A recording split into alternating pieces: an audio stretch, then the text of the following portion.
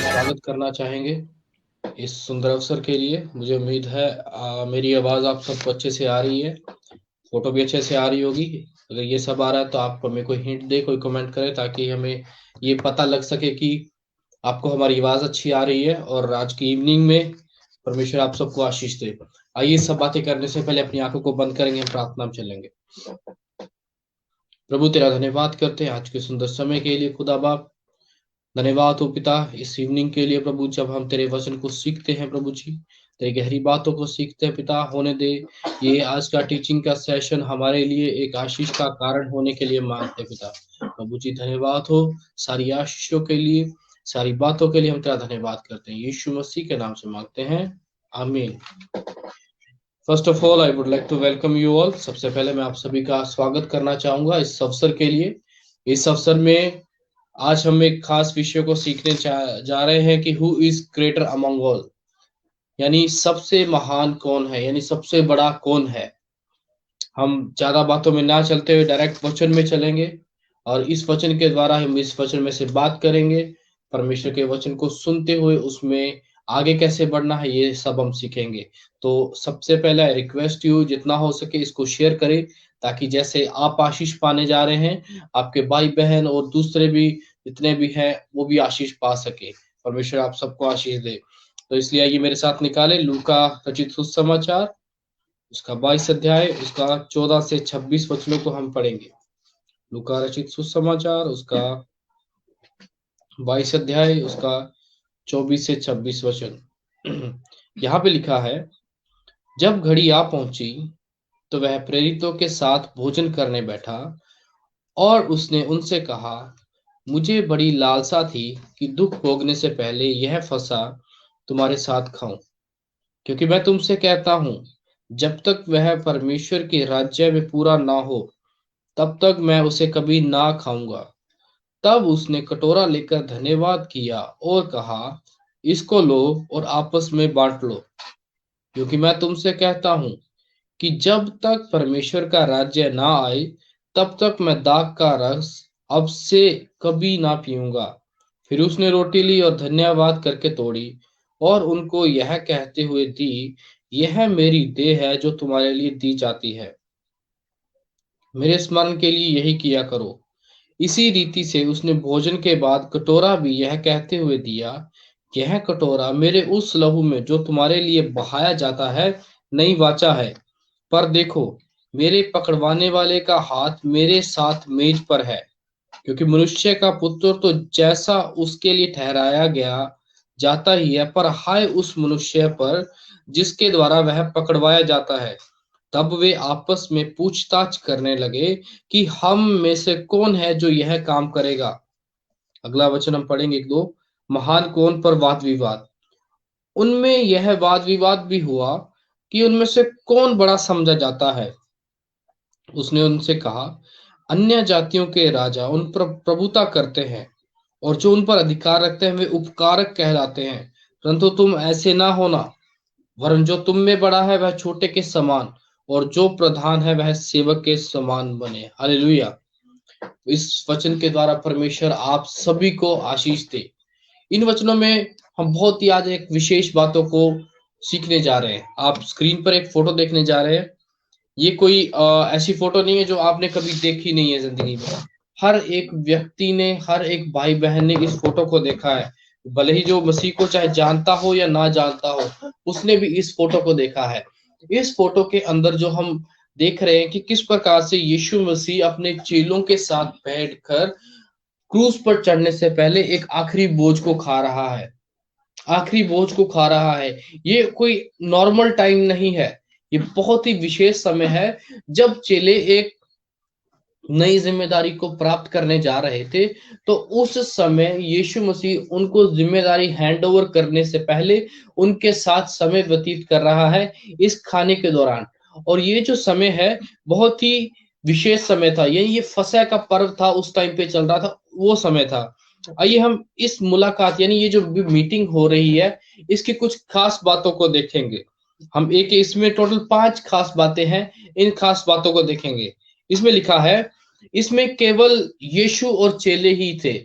यानी ये एक मीटिंग एक कमरे में होती है जहां पर यीशु मसीह और उसके चेले हैं, ठीक है। और वहां पे एक खाने का प्रबंध होता है और उस मेज को सजाया जाता है, ये सब होता है। दूसरी बात, यह मुलाकात एक गंभीर मुद्दे के बारे में थी। गंभीर मुद्दा मतलब कि आगे का जो उनका जीवन था, क्योंकि यीशु मसीह को अपना फ्यूचर पता था कि इसके बाद मैंने परमेश्वर यानी अपने पिता की मर्जी को पूरा करना है। अब मैं इनको एक एग्जाम्पल दे के जाना चाहता हूं कि उस एग्जाम्पल के अनुसार ये अपनी आगे की जिंदगी व्यतीत करे, उस दर्शन को उस एग्जाम्पल के अनुसार जिए। और यह मुलाकात कई घंटों तक चली। ये जो मीटिंग हुई, ये नहीं है कि हम जैसे हम बहुत बार हम खाना खाते हैं 10 मिनट के अंदर फ्री हो जाते हैं। ये सिर्फ खाना खाना नहीं था, ये कोई भोज करना नहीं था, ये बल्कि भोज से बढ़कर था। खाना उस टाइम पे फसह का पर्व था, खाना एक जरिया होता था इकट्ठा होने का। उस खाने के दौरान बहुत सारी बातें होती थी, वो हम आगे देखेंगे। यह मुलाकात फसह के पर्व के समय थी कि जब परमेश्वर ने अपने लोगों को गुलामी से छुड़ाया था, तो इसलिए उसका धन्यवाद करने के लिए इस पर्व को मनाया जाता था। और पांचवा है, फसह पर्व के समय भोजन करने की एक प्रक्रिया थी।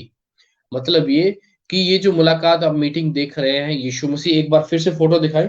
फोटो, इस फोटो में आप ध्यान से देखिए कि एक बड़ा सा टेबल लगा हुआ है और यीशु और चेले वहां पे बैठे हुए हैं और वो भोजन को खा रहे हैं, ठीक है। और ये कोई 10 मिनट या 15 मिनट की प्रक्रिया नहीं है, परंतु ये एक लॉन्ग प्रोसेस है। इस प्रोसेस में बहुत सारी बातें होती है। ध्यान दीजिए, जब परमेश्वर ने अपने लोगों को गुलामी से छुड़ाया था, तो उस चीज के लिए धन्यवाद करने के लिए ये यहूदी लोग क्या करते थे, एक फसह का पर्व मनाते थे। और उस फसह के पर्व में क्या होता था, खाना होता था, ठीक है, खुशियां मनाई जाती थी। तो उस प्रक्रिया को हम देखेंगे क्या होता है। Next slide. तो फसह के पर्व के खाने की प्रक्रिया में सबसे पहले आरंभिक प्रार्थना यानी ओपनिंग प्रेयर, अभी जो हमने पहले फोटो देखी उसमें वैसे ही उसी प्रक्रिया में पहले खाना होता था। फसह का पर्व कैसे मनाया जाता था कि पहले ओपनिंग प्रेयर, ठीक है, परमेश्वर के वचनों में से पढ़ा जाता था, प्रार्थना की जाती थी। फिर क्या होता था, दाखरस के कटोरे में से पीना, ठीक है, यानी जो वहां पे अंगूरों का रस होता था उसमें से पीते थे, परमेश्वर को धन्यवाद देते थे। तीसरा होता था हाथों को धोना, ठीक है, खाना खाने से पहले हाथों को धोना बहुत इंपॉर्टेंट है।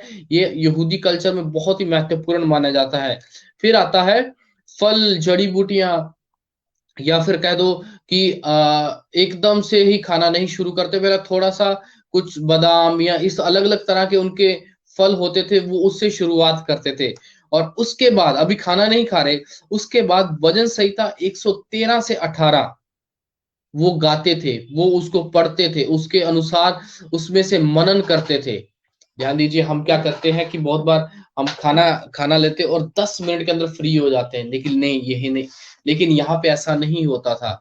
यहाँ पे खाना खाने का मतलब यह है कि उस खाने के दौरान नंबर एक हमें एक चांस मिला है इकट्ठा होने का। अब उस इकट्ठा होने में हम परमेश्वर की महिमा दे रहे हैं। अभी कल रात हम किसी की बर्थडे पार्टी पे गए थे, तो उन उस घर वालों ने क्या किया था कि आराधना सभा बुलाई हुई थी, मतलब आराधना करने के लिए अपने 2-4 भाई बहनों को इकट्ठा किया था कि हम आराधना करेंगे। इसी प्रकार यहाँ पे भी फसह के पर्व में भी ये खुशी का मौका है, तो ये आपस में इकट्ठा हुए हैं। और अगली जो होता स्टेप होता मुख्य खाना, जो उनका विशेष खाना हुआ था कि यानी ब्रैकेट में लिखा कुर्बान किया हुआ मेमना। तब वहां पे क्या होता था, कुर्बानियां दी जाती थी, तो वो खाना खाते थे। ठीक है, और अगला है फिर से 115 से 118 भजन संहिता गाकर भोजन का अंत करना। भजन संहिता 115 से 118 ये सब गाए जाते थे। ठीक है, तो और ये सब गा के परमेश्वर को धन्यवाद दिया जाता था कि परमेश्वर ने हमें बचाया। तो यानी ये जो अभी हमने सिर्फ मीटिंग के बारे में पढ़ा कि जो प्रभु यीशु मसीह ने वहां पे चेलों के साथ की, लेकिन ये मीटिंग उन चेलों के लिए नई नहीं थी। चेले इस मीटिंग को पहले से ही देखते आ रहे थे अपने जीवन में कि किस प्रकार से उन्होंने फसह के पर्व को मनाना है, लेकिन इस फसह के पर्व में उन्होंने बहुत सारी नई चीजों को देखा। आइए हम पहले आयत 14 और 16 को देखते हैं।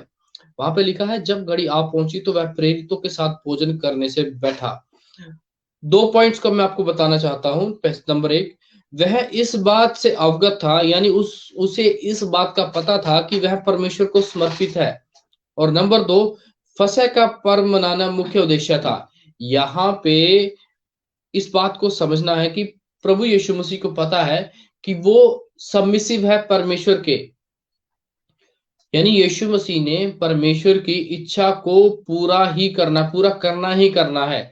इसलिए अगर देखिए, अगर उसने परमेश्वर की इच्छा को पूरा ना करना होता तो हो सकता है कि ये वाला भोज ना होता, लेकिन परमेश्वर की इच्छा पूरी करनी थी, इसलिए उसने क्या किया, चेलों को इकट्ठा किया और वहां पे भोज इकट्ठा किया। और लिखा लिखा है, मुझे बड़ी लालसा थी कि दुख भोगने से पहले यह फसह मैं तुम्हारे साथ खाऊं। यह फसह यानी ये जो फसह का पर्व है, इस वक्त इस त्योहार को मनाने के लिए, जिस त्योहार में परमेश्वर ने हमको अपने लोगों को गुलामी से छुड़ाया था, यानी वो उनके साथ मनाना चाहता था, उनके साथ एक खुशी बांटना चाहता था, परमेश्वर का धन्यवाद करना चाहता था।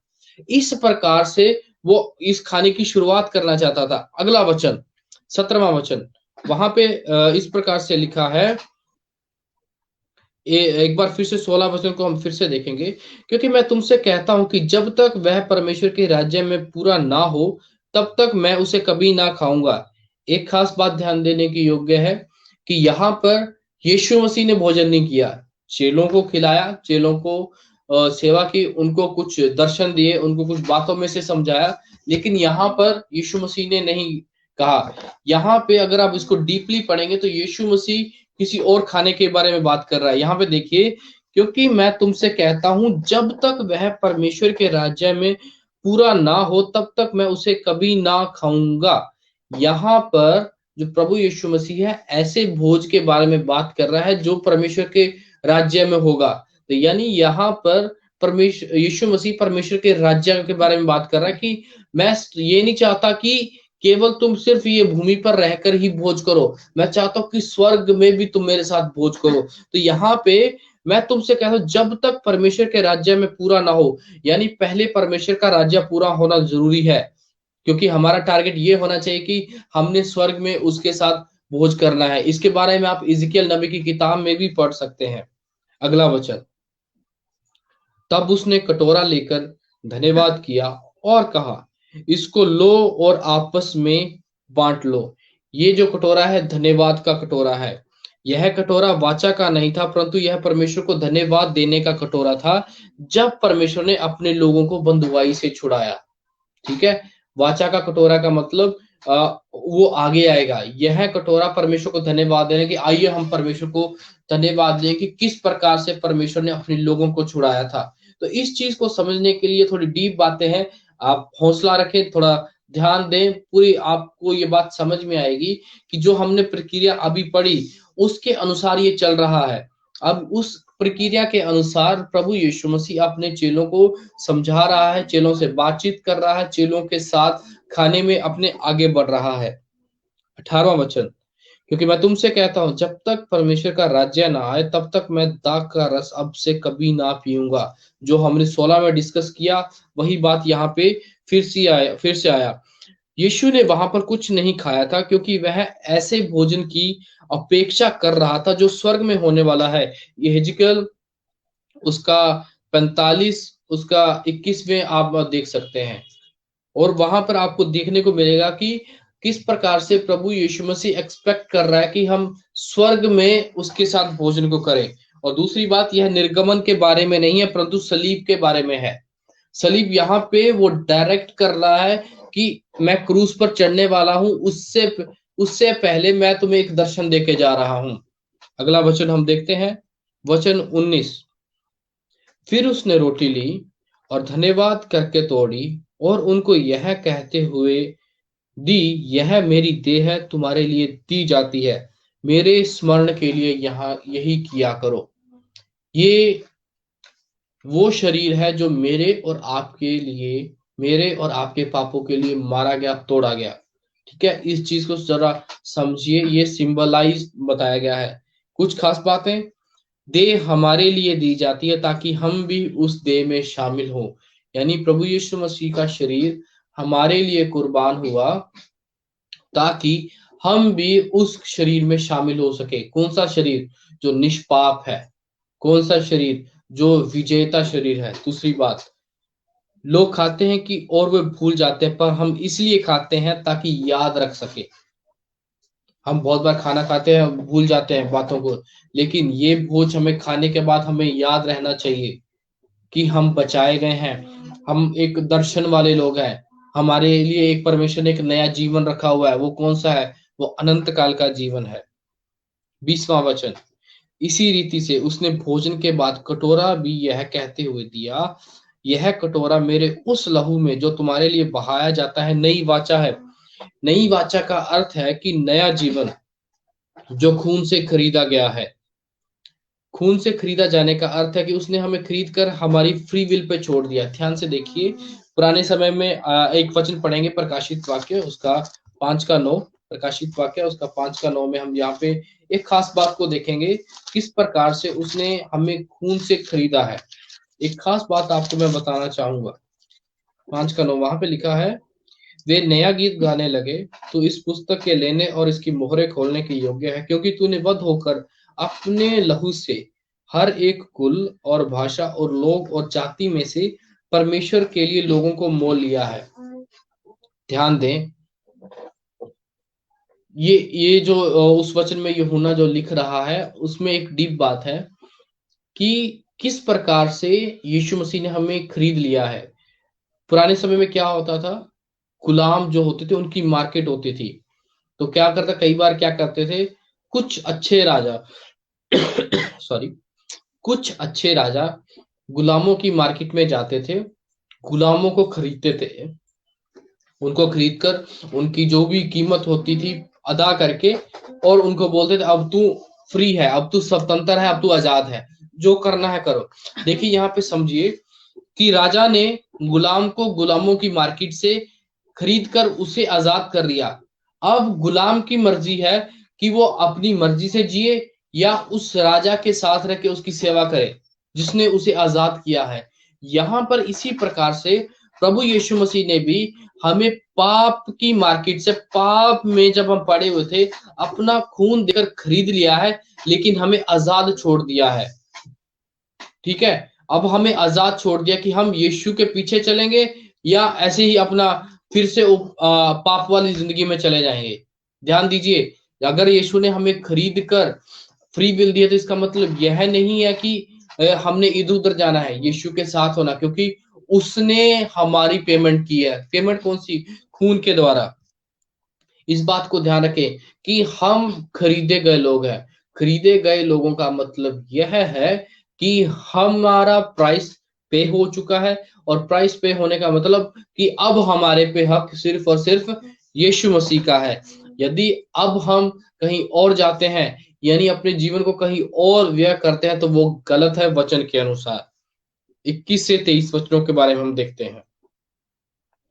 पर देखो, मेरे पकड़वाने वाले का हाथ मेरे साथ मेज पर है, क्योंकि मनुष्य का पुत्र तो जैसा उसके लिए ठहराया गया जाता ही है, पर हाय उस मनुष्य पर जिसके द्वारा वह पकड़वाया जाता है। तब वे आपस में पूछताछ करने लगे कि हम में से कौन है जो यह काम करेगा। 21 से 23 वचन में दो बातों को मैं इसको नटशेल में आपको बताना चाहूंगा। पहली बात, परमेश्वर सबके बारे में जानता है। हम परमेश्वर के बारे में किस प्रकार से विचार रखते हैं, हम परमेश्वर पर कितना विश्वास रखते हैं, परमेश्वर सब जानता। दूसरी बात, यीशु यहूदा के लिए भी मरा था, पर वह शैतान के जाल में फंस गया और शराब कमा लिया। अगर वहां पे देखिए, यहूदा ने गलती की, लेकिन उसने कोई अंगीकार नहीं किया था अंत तक। अगर वो अंगीकार, मुझे मेरा मानना है कि अगर वो अंगीकार कर लेता तो शायद बच जाता, लेकिन उसने कुछ नहीं किया। यहाँ पे यीशु यहूदा के लिए भी मरा था, यानी हर एक व्यक्ति के लिए मरा जिसने गलत काम किया है जिंदगी में। यदि आज आप पहली बार सुन रहे हैं और आप सोच रहे हैं कि मैंने बहुत पाप किया, मैं आपको एक अच्छी बात बताना चाहता हूँ कि यीशु मसीह आपके पापों के लिए भी मरा था, और वो आज आपको माफ करना चाहता है, आज आपको नई जिंदगी देना चाहता है। आज आप ये भी देख रहे हैं या फिर बाद में देखेंगे, तो मैं आपको एक गुड न्यूज देना चाहता हूँ। I want to give you one hope, and the name of that hope is Jesus Christ. और उस होप के अनुसार आपके पास नया जीवन पाने की अभी भी एक आशा है। तो मैं आपको सजेस्ट करूंगा कि उस आशा को अभी ना गवाएं। वो आशा आज आपके पास आ रही है, आपके कान सुन रहे हैं, आपकी आंखें देख रही हैं कि उस आशा के द्वारा आपके पाप क्षमा हो चुके हैं, आप नया जीवन पा चुके हैं। बस आपने करना क्या है, उसको रिसीव करना है। आगे पढ़ेंगे हम, पहले वचनों को पढ़ेंगे फिर फोटो दिखाएंगे। लिखा है, उनमें यह वाद विवाद भी हुआ कि उनमें से कौन बड़ा समझा जाता है। उसने उनसे कहा, अन्य जातियों के राजा उन पर प्रभुता करते हैं, और जो उन पर अधिकार रखते हैं वे उपकार कहलाते हैं, परंतु तुम ऐसे ना होना। जो तुम में बड़ा है वह छोटे के समान, और जो प्रधान है वह सेवक के समान बने।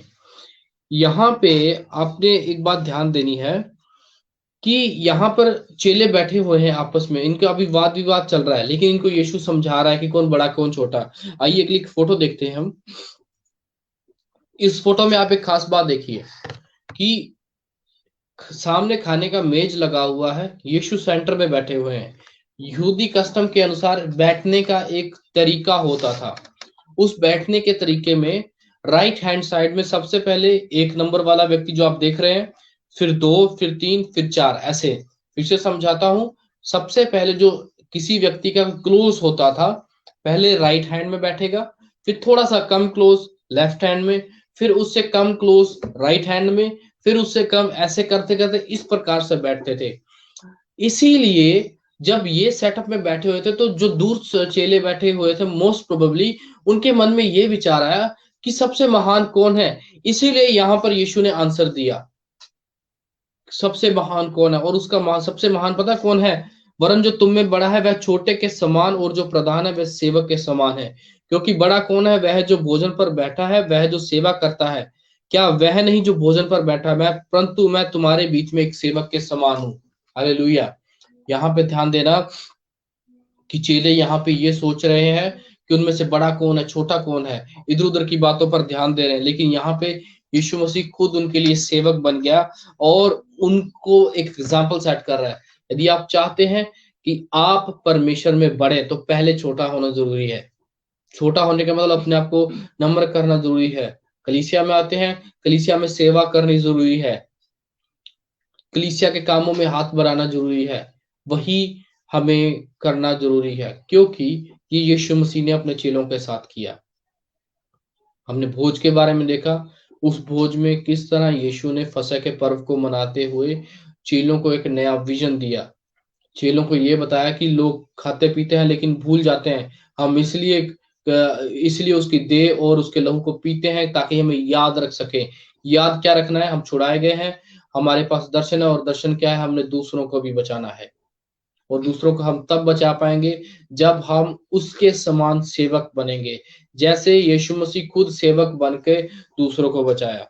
एक बार फिर से इस फोटो को देखें। इस फोटो में आपको सेटिंग समझ में आएगी कि किस प्रकार से चेलों के मन के बीच में विचार आया होगा कि हम में से कौन बड़ा है। लेकिन यीशु मसीह ने बताया, महान वही है जो सबसे पहले छोटा है। इसलिए जितना हो सके परमेश्वर में नम्र बने, दीन बने, ये इंपॉर्टेंट है। और आखिरी में परमेश्वर की सेवा करें ताकि आप सभी परमेश्वर की तरह सिद्ध बन सके। हालेलुया। देखिए, परमेश्वर के वचन में लिखा है कि तुम सिद्ध बनते जाओ। इसका मतलब क्या है? कि परमेश्वर ने हमें प्रोविजन दे रखा है कि हम सिद्ध बन सकते हैं, लेकिन हमने कोशिश करनी है, स्टेप उठाना है। पिछले दिनों हम किसी एक मीटिंग में थे, तो इस सिद्धता पे बहुत बात हुई कि हम सिद्ध नहीं बन सकते। ध्यान दीजिए, कोई भी परफेक्ट नहीं है, लेकिन मसीह में आने के बाद वो परफेक्शन की प्रोसेस पे चल सकता है। ये परमेश्वर का वचन कहता है। सिद्ध का मतलब जिसमें कोई कमी ना हो, सिद्ध का मतलब जिसमें कोई पाप ना हो। जब हम यीशु मसीह में धुल जाते हैं तो हम सिद्धता की प्रोसेस में चलते हैं। हालेलुया। आपको वचन समझ में आया है? अपनी आंखें बंद करें, अपने लिए पहले प्रार्थना करें, फिर हम और विषयों के लिए प्रार्थना करेंगे। Hallelujah, hallelujah. Thank you Jesus. प्रभु तेरा धन्यवाद करते हैं। अपनी आंखों को बंद करें। प्रभु जी तेरा धन्यवाद हो एक बार फिर से इस वचन के लिए। प्रभु जी तेरे वचन के अनुसार प्रभु जी हमें प्रभु महान बनना चाहते हो तो पहले अपने आप को छोटा करना होगा। जैसे यीशु मसीह ने अपने आप को छोटा किया, प्रभु हमें भी नम्र बना प्रभु जी, ताकि अपने आप को प्रभु जी तेरे आगे और तेरे लोगों के लिए नम्र बना सके। पिता परमेश्वर होने दे। पिता परमेश्वर जितने भी भाई बहन आज पहली बार सुन रहे हैं या आगे पहली बार सुनेंगे, यीशु मसीह के नाम से we bless them in the name of Jesus. प्रभु जी अपने पिता परमेश्वर पूरे देशवासियों के लिए प्रार्थना करता प्रभु जी, इस माहौल को पिता परमेश्वर शांतिमय कर। पिता परमेश्वर आप सब बातों को जानते हैं। पिता तेरा धन्यवाद हो यीशु मसीह, सारी बातों के लिए तेरा धन्यवाद। हमें एक दूसरे से प्रेम करने के लिए, एक दूसरे की सेवा करने के लिए प्रभु जी और भी उत्साहित कर। प्रभु जी धन्यवाद हो प्रार्थना सुनने के लिए, यीशु मसीह के नाम से मांगते हैं, आमीन। परमेश्वर का धन्यवाद हो इस समय के लिए। मुझे उम्मीद है आपको वचन समझ में आया होगा कि सबसे महान कौन है, यानी सबसे बड़ा कौन है। सबसे महान और सबसे बड़ा वही है जो पहले परमेश्वर की सेवा करता है। बहुत ही संक्षेप में, बहुत ही डिटेल में और बहुत ही आपको प्रॉपरली आपको दिखा के वचन समझाया गया है। यदि अभी आपको कुछ नहीं समझ में आया, वीडियो फिर से देखिए, आपको समझ में आएगा। इसको दूसरों को शेयर करें जैसे आपने आशीष पाई, ताकि दूसरे भी आशीष पा सके। और लगातार प्रार्थना करते रहें इस कलीसिया के लिए, इस कलीसिया के लोगों के लिए, कि हम यीशु के आगमन के लिए तैयार हो सके। हम ध्यान दीजिए, आप मसीह में हैं तो हमारा पहला दर्शन ये है कि हम मसीह के आगमन के लिए तैयार हों। परमेश्वर आप सबको आशीष दे। जय मसीह।